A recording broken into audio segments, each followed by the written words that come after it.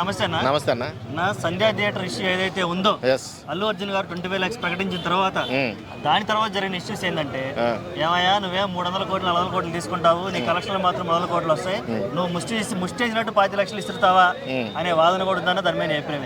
ఇప్పుడు ఒక విషయం చెప్తాను. కొన్ని పొలిటికల్ పార్టీస్ పేర్లు వద్దు, నేను అలా పేర్లు ఎత్తదలుచుకోలేదు. కొన్ని పొలిటికల్ పార్టీస్లో కొంతమంది తొక్కిసలాట వల్ల చనిపోతే వాళ్ళు ఎంత ఎక్స్ప్రెస్ ప్రకటించారు చెప్పండి, ఎంత ప్రకటించారు మీరు చెప్పండి.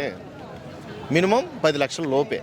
ఈయన ఎంత ఇస్తున్నాడు 25 lakhs అంటే మోర్ దెన్ ఆ గవర్నమెంట్ కంటే. ఇక్కడ 2 ప్రాణాలు రిస్క్లో ఉన్నాయి కదా. ఓకే ఆ ప్రాణానికి కూడా హామీ ఇచ్చాడు కదా. ఇప్పుడు ప్రభుత్వం చేసే మీటింగ్స్లో ఎవరైనా తొక్కిసలాటలో చనిపోతే లేకపోతే యాక్సిడెంట్ అయి చనిపోతే ఓకే, అన్ఎక్స్పెక్టెడ్గా చనిపోయినట్టే కదా.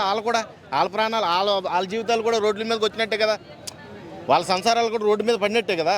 వాళ్ళకి ఎంత ప్రకటిస్తున్నారో మీరు దాన్ని దృష్టిలో పెట్టుకుని మాట్లాడండి.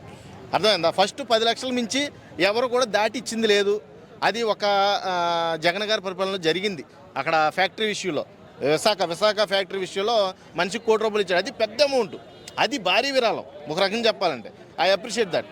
కానీ మ్యాక్సిమం గవర్నమెంట్స్లో ఏదన్నా ఇలాంటి ఇష్యూస్ జరిగితే 10 లక్షల లోపే ఇస్తారో అలాంటిది మా వాడు 25 లక్షలు ఇచ్చాడు, అప్రిషియేట్ చేద్దాం. అంతేగాని 300 కోట్లు 400 కోట్లు అవన్నీ కూడా మనకు లెక్కలోకి రావు. అది మట్టుకు మీరు గమనించండి. ఇది ఏదైనా సరే సాయం చేస్తానని లైవ్ పెట్టి ముందుకొచ్చి నీ సంసారానికి నాది హామీ, నేను సెక్యూర్గా ఉంటాను, నీ పిల్లోడికి ఏదైనా జరిగితే ఈ 25 లక్షలు కాకుండా నేను దానికి బిల్ పే చేస్తాను అని చెప్పిన హీరో నెంబర్ 1గా నాకు అల్లు అర్జున్ గారు అనిపించారు. నా మనస్ఫూర్తిగా చెప్తున్నా, 25 లక్షలు అంటే చిన్న అమౌంట్ కాదు. ఆయన 300 కోట్ల గురించి మాట్లాడగానే 1000 కోట్లు మరి ప్రజల సొమ్ము దోచుకున్న వాళ్ళు కూడా 10 లక్షలే ఇచ్చారు. కాబట్టి 300 కోట్ల గురించి మీరు మాట్లాడొద్దు, 25 లక్షల గురించి మాట్లాడండి. ఆ ఎక్స్ట్రేషియా అనేది చాలా హెల్ప్ అవుద్ది వాళ్ళ ఫ్యామిలీకి. చాలా ప్యూర్ ఫ్యామిలీ కాబట్టి ప్రాణం అయితే వెనక్కి తిరిగి తీసుకురాలేడు. కానీ ఆయన ప్రకటించిన ఆ 25 లక్షలు అయితే వాళ్ళకి చాలా చేయూతగా ఉంటుందని నా అభిప్రాయం. అన్న నమస్తే అన్న. నమస్తే అన్న. ఏందన్నా గెటప్ అది ఇది చూస్తుంటే అల్లు అర్జున్ ఫ్యానా అన్న? అల్లు అర్జున్ హార్డ్ ఫ్యానా, డై హార్డ్ ఫ్యానా? గుండకాయ, నా గుండకాయ అల్లు అర్జున్ అన్న. మరి పుష్ప సినిమా చూసే ఉంటావు, ఇప్పుడే అడగకూడదు. మార్నింగ్ చూసి వచ్చా. చాలా నెగిటివ్ పాయింట్స్ ఉన్నాయి, అడగమంటావా? మరి నెగిటివ్ ఫ్యాన్స్ వాళ్ళు ఏమన్నా అనుకొని మనకు అవసరం. పాయింట్స్ కూడా చాలా నెగిటివ్ పాయింట్స్ ఉన్నాయి, అడగమంటావా? అడగండి అన్న. Pushpa cinema first part Keshava voice ఓవర్తో స్టార్ట్ అయింది. 2 కంటిన్యూటీ కూడా అదే అనుకుంటారు కదా, అది ఎక్కడ మిస్ అయిపోయింది ఈ సినిమాలో, ఏంటంటావు?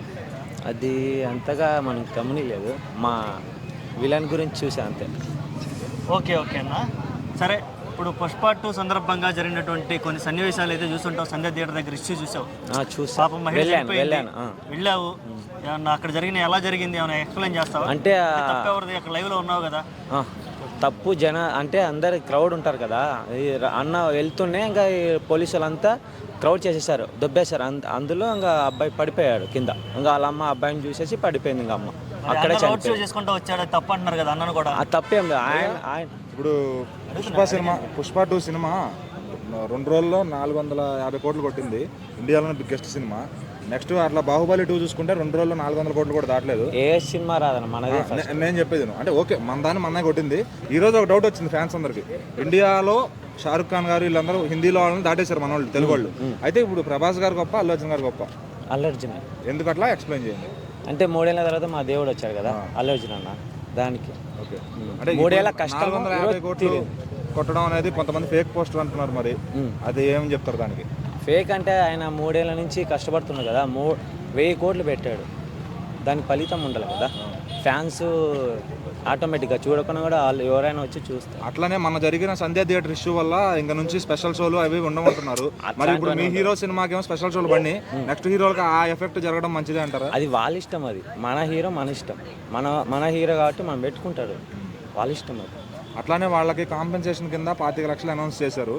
కొంతమంది ఏమంటున్నారంటే, అరే బాబు నువ్వేమో 300 కోట్లు కలెక్షన్ తీసుకుంటావు, నీ సినిమాకి 2000 కోట్లు కలెక్షన్ రావాలి, నువ్వు మాత్రం ఏదో ముస్టేషన్. మా హీరో కాబట్టి ఇచ్చాడు, వేరే వాళ్ళు 1 రూపాయి ఇచ్చారా? ఇవ్వలేదు కదా.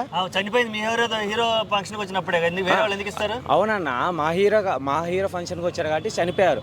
ఒక హీరో అంతమంది ఉన్నారు కదా హీరోలు, వాల్యూ ఎలా కట్టారని అడుగుతున్నారు. మీరు 25 లక్షలే కట్టి అంతకన్నా మీరు వెళ్ళి కలిస్తే బాగుండేదని అంటున్నారు చాలా మంది. కలిచారు కదా మన ఏంటి కదా.